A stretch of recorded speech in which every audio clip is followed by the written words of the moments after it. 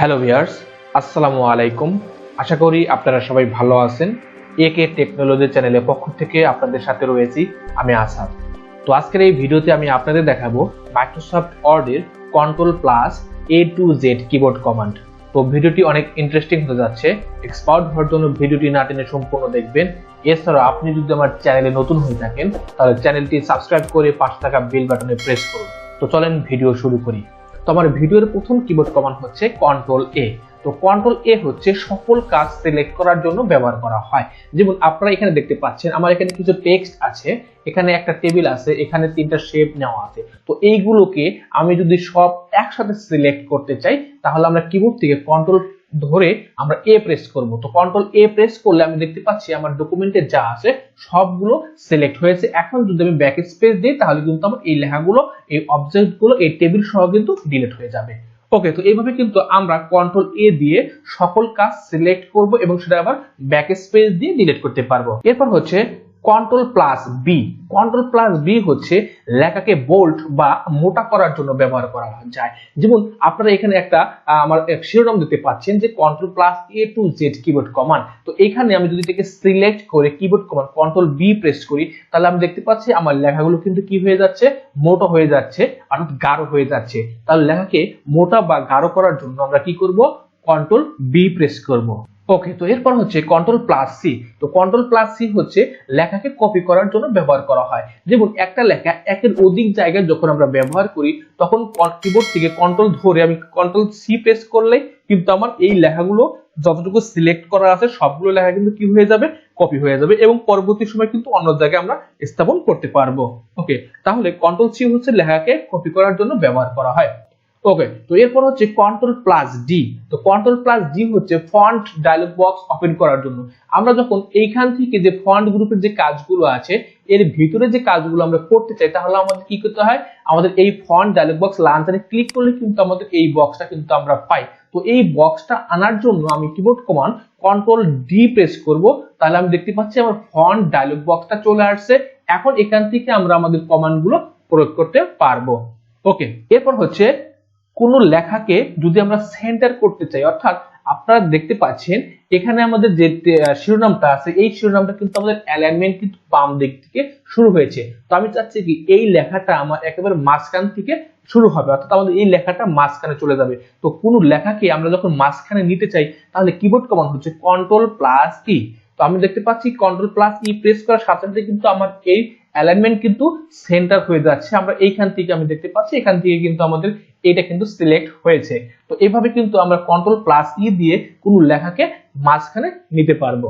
ওকে, তো এরপর হচ্ছে Ctrl+F, অর্থাৎ আমরা Ctrl+F দ্বারা ফাইন্ড কমান্ড দেওয়ার জন্য, অর্থাৎ কোন শব্দকে খুঁজে বের করার জন্য যে কমান্ড সেটাকে বলা হচ্ছে ফাইন্ড। তো ফাইন্ড কিন্তু আমরা Ctrl+F প্রেস করলে কিন্তু আমি দেখতে পাচ্ছি এই নেভিগেশন বার এখানে কিন্তু চলে আসছে। এখান থেকে আপনারা এখন যে ওয়ার্ডটা খোঁজা প্রয়োজন সেই ওয়ার্ডটা আপনি এখানে BIDU লিখে দিলে কিন্তু আমি দেখতে পাচ্ছি এখান থেকে কিন্তু সে ফাইন্ড করে নিয়েছে। ওকে, তো আমি এটাকে ক্লোজ করে দিচ্ছি।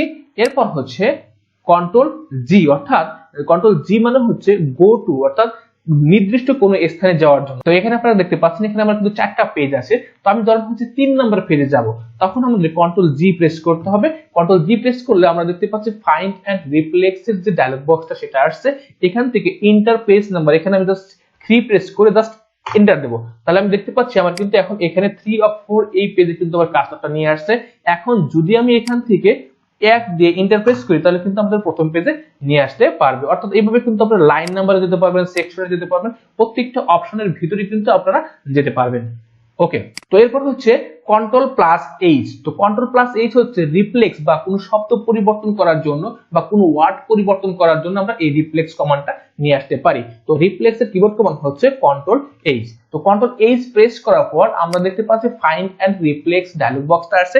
এখান থেকে ফাইন্ড হটে আমরা কি করব, যেটা পরিবর্তন করে যে ওয়ার্ডটা পরিবর্তন করব সেটা লিখবো। তোমরা যেটা নতুন করে যে ওয়ার্ডটা লিখবো সেটা এখানে লিখে দিয়ে জাস্ট রিপ্লেস অল দিলে কিন্তু আমাদের সকল কাজগুলো কি হয়ে যাবে, পরিবর্তন হয়ে যাবে। ওকে, তো এরপর হচ্ছে কন্ট্রোল প্লাস আই। তো কন্ট্রোল প্লাস আই হচ্ছে লেখাকে হালকা ডান দিকে বাঁকা করা। তো আমি দেখতে পাচ্ছি এখানে আমাদের যে শিরোনামটা আছে এটাকে সিলেক্ট করব এবং কন্ট্রোল ধরে আমি আই প্রেস করব। কন্ট্রোল আই প্রেস করলে আমি এখানে দেখতে পাচ্ছি যে আমার এখানে কিন্তু আমাদের যে শিরোনামটা আছে সেটা কিন্তু হালকা ডান দিকে বাঁকা হয়েছে। আমি যদি আবার কন্ট্রোল আই প্রেস করি তাহলে কিন্তু আবার নরমালে হয়ে আসবে।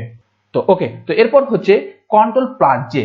তো কন্ট্রোল প্লাস জে অর্থাৎ হচ্ছে আমরা লেখাকে জাস্টিফাই কমান্ড দেওয়ার জন্য, যেমন আপনারা দেখতে পাচ্ছেন আমার এখানে কিন্তু এই পেজেস গুলো কিন্তু জাস্টিফাই করা আছে। তো জাস্টিফাই কিবোর্ড কমান্ড হচ্ছে কন্ট্রোল প্লাস জে। তো আমি এখান থেকে একটা কমান্ড ইউজ করলাম। এরপর আমি যদি কন্ট্রোল জে ইউজ করি, তো কন্ট্রোল জে মানে হচ্ছে জাস্টিফাই। জাস্টিফাই মানে হচ্ছে মার্জিনের লেফট সাইড এবং রাইট সাইড সমান থাকবে। তো আমি যদি কন্ট্রোল জে প্রেস করি তাহলে আপনারা দেখতে পাচ্ছেন এখান থেকে লেফট সাইড এবং রাইট সাইড কিন্তু সমান হয়েছে। তো আপনারা প্রত্যেকটা পেজেস কিন্তু অবশ্যই এই জাস্টিফাই কমান্ড দিয়ে কিন্তু তারপরে প্রিন্ট করতে হবে।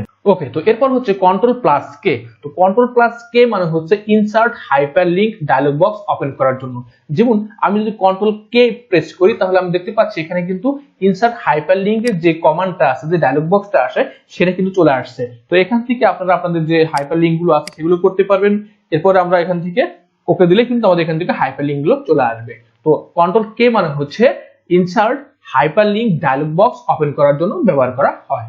ওকে, তো এরপর হচ্ছে কন্ট্রোল এল। কন্ট্রোল এল মানে হচ্ছে লেখাকে বাম দিকে নেওয়ার জন্য, অর্থাৎ লেফট অ্যালাইনমেন্ট। যেমন আপনারা দেখতে পাচ্ছেন আমার এই লেখাগুলো আমাদের কিন্তু জাস্টিফাই করা আছে। তো আমি যদি কন্ট্রোল চেপে ধরে আমি যদি এল প্রেস করি তাহলে আমি দেখতে পাচ্ছি আমার এই লেখাগুলো কিন্তু বাম দিক থেকে সমান আছে, বাট এখানে কিন্তু রাইট সাইড কিন্তু কোনো সমান নেই। তাহলে লেখা বাম দিক থেকে যেটা শুরু হবে সেটা হচ্ছে লেফট অ্যালাইনমেন্ট। তো আপনারা দেখতে পাচ্ছেন এখানে আমাদের একটা সেন্টার কমান্ড দেওয়া আছে। আমি যদি এই লেখাকে কন্ট্রোল এ প্রেস করি তাহলে আমি দেখতে পাচ্ছি এই লেখাটাও কোথায় চলে আসবে, বাম দিক থেকে শুরু হবে। ওকে, তো এরপর হচ্ছে কন্ট্রোল প্লাস এম। তো কন্ট্রোল প্লাস এম মানে হচ্ছে লেখাকে এক ট্যাব পরিমাণ ডান দিকে নেওয়ার জন্য। তো আমি যদি কার্সরটা এখানে রেখে আমি যদি কন্ট্রোল এম প্রেস করি তাহলে আমি দেখতে পাচ্ছি এক ট্যাব পরিমাণ ডান দিকে গিয়েছে। তো আমি আবার যদি কন্ট্রোল এম প্রেস করি তাহলে আমি দেখবো আবার আরেকটা পরিমাণ ডান দিকে যাবে। তো এটা আমরা ট্যাব দিয়েও করতে পারি অথবা কন্ট্রোল প্লাস এম প্রেস করেও এই কাজটা করতে পারি। ওকে, তো এরপর হচ্ছে কন্ট্রোল প্লাস এন। তো কন্ট্রোল প্লাস এন মানে হচ্ছে নতুন ফাইল খোলার জন্য। যেমন আপনারা দেখতে পাচ্ছেন এখানে আমার একটা ফাইল ওপেন করা আছে। এখন যদি আমি কন্ট্রোল প্লাস এন প্রেস করি তাহলে আমি দেখতে পাচ্ছি এখানে কিন্তু নতুন একটা ফাইল তৈরি হয়েছে। তো এরপর হচ্ছে কন্ট্রোল প্লাস ও। তো আমরা যদি কিবোর্ড থেকে কন্ট্রোল ও প্রেস করি তাহলে আমি দেখতে পাচ্ছি আমার এখানে কিন্তু ওপেন ডায়লগ বক্স আনার জন্য আমাকে ব্রাউজে ক্লিক করতে হবে। এরপরে কিন্তু আমি আমাদের যে ফাইলটা অন করব সেই ফাইলটা আমরা এখান থেকে ক্লিক করে ওপেনে ক্লিক করলে আমি দেখতে পাচ্ছি যে সেই ফাইলটা কিন্তু অন হয়ে যাবে। ওকে, তাহলে ওপেন হচ্ছে কোন ডকুমেন্ট ওপেন করার জন্য ব্যবহার করা হয়। ওকে, তো এরপর হচ্ছে কন্ট্রোল প্লাস পি, যেটা আমাদের ইম্পর্টেন্ট একটা কমান্ড, যে আমরা ডকুমেন্ট লেখার পরে কিন্তু অবশ্যই আমাকে কি করতে হবে, প্রিন্ট আউট করে বের করতে হবে। তাহলে সেটা কমান্ডের জন্য আমরা কন্ট্রোল ধরে পি প্রেস করব। তো কন্ট্রোল পি প্রেস করলে আমি দেখতে পাচ্ছি আমার এখানে কিন্তু প্রিন্ট প্রিভিউ চলে আসছে। তো এভাবে কিন্তু আমরা কন্ট্রোল প্লাস পি প্রেস করে আমরা কিন্তু প্রিন্ট কমান্ডটা নিয়ে আসতে পারি। ওকে, তো এরপর হচ্ছে কন্ট্রোল প্লাস কিউ। তো কন্ট্রোল প্লাস কিউ মানে হচ্ছে ট্যাব কমান্ড বাতিল করার জন্য। আপনারা দেখতে পাচ্ছেন আমি এখানে কিন্তু দুটো ট্যাব ইউজ করেছি। ধরুন হচ্ছে আমার এই ট্যাবগুলোকে আমি যদি বাতিল করতে চাই আমরা ব্যাক স্পেস দিয়ে করতে পারি, অথবা কন্ট্রোল ধরে যদি আমি কিউ প্রেস করি তাহলে দেখবেন যে একসাথে কিন্তু কি হয়ে গেল, আমি যতগুলো ট্যাব ইউজ করেছিলাম সকল ট্যাব বাতিল হয়েছে। ওকে, তো এরপর হচ্ছে কন্ট্রোল প্লাস আর। তো কন্ট্রোল প্লাস আর হচ্ছে লেখাকে ডান দিকে নেওয়ার জন্য, অর্থাৎ রাইট অ্যালাইনমেন্ট কমান্ড দেওয়ার জন্য। তো আমি যদি কিবোর্ড থেকে কন্ট্রোল আর প্রেস করি তাহলে আপনারা দেখতে পাচ্ছেন আমার লেখাগুলো কিন্তু ডান দিকে চলে আসছে। তো ওকে, তো এরপর হচ্ছে কন্ট্রোল প্লাস এস। তো কন্ট্রোল প্লাস এস হচ্ছে আমাদের মাইক্রোসফট ওয়ার্ড ডকুমেন্টের অনেক ইম্পর্টেন্ট একটা কিবোর্ড কমান্ড, যেটা আমাদের অল টাইম কিন্তু মনে রাখতে হবে। তো যদি কোনো ডকুমেন্ট আমরা সেভ দিতে চাই তাহলে অবশ্যই কিবোর্ড থেকে কন্ট্রোল ধরে এস প্রেস করতে হবে। তাহলে আমাদের ডকুমেন্ট কিন্তু যে লেখাগুলো থাকবে সেই লেখা এবং ডকুমেন্ট সহ কিন্তু সেভ হয়ে যাবে।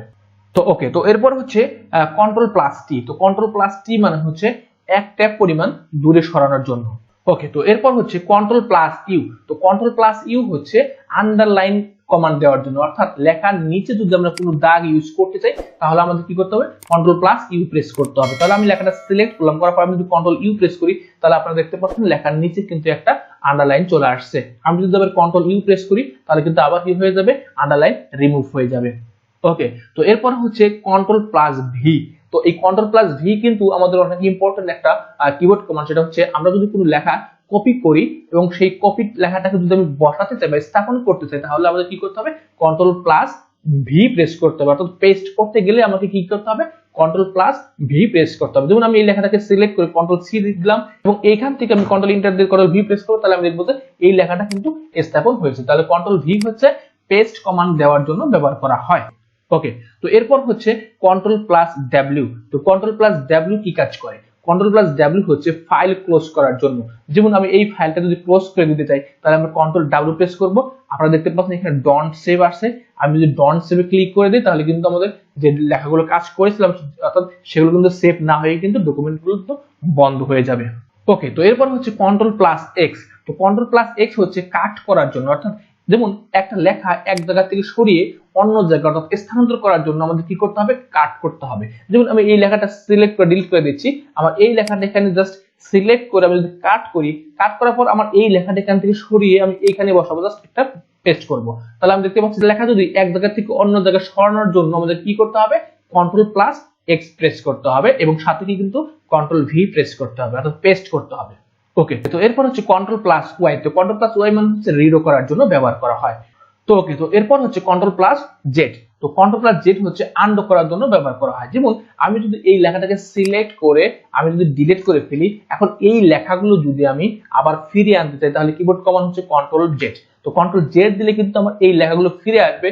এখন যদি আমি কন্ট্রোল ওয়াই প্রেস করি বা রিডো করি, অর্থাৎ রিডো মানে হচ্ছে টেক্সটকে আবার পুনরায় বাদ দেওয়ার জন্য, তো আমি কন্ট্রোল ওয়াই প্রেস করবো, তাহলে আপনারা দেখতে পাচ্ছেন এখানে কিন্তু আমার এই লেখাগুলো কিন্তু ডিলিট হয়েছে। তো এখন যদি আমি আমার এই সেই লেখাগুলো কিন্তু ফিরিয়ে আনতে চাই, তাহলে কি কন্ট্রোল জেড। আবার যদি আমি পুনরায় ডিলিট করতে চাই, তাহলে কন্ট্রোল ওয়াই। তো ওকে, তো আশা করি আজকের এই ভিডিওটা আপনাদের কার্যক্ষেত্রে অনেক উপকারে আসবে। তো যদি কাজে লাগে তাহলে সবাই লাইক, কমেন্টস এবং শেয়ার করে অন্যকে দেখার সুযোগ করে দিন। তো আজকের মতো ক্লাস এই পর্যন্ত। সবাই ভালো থাকবেন, সুস্থ থাকবেন, খোদা হাফেজ।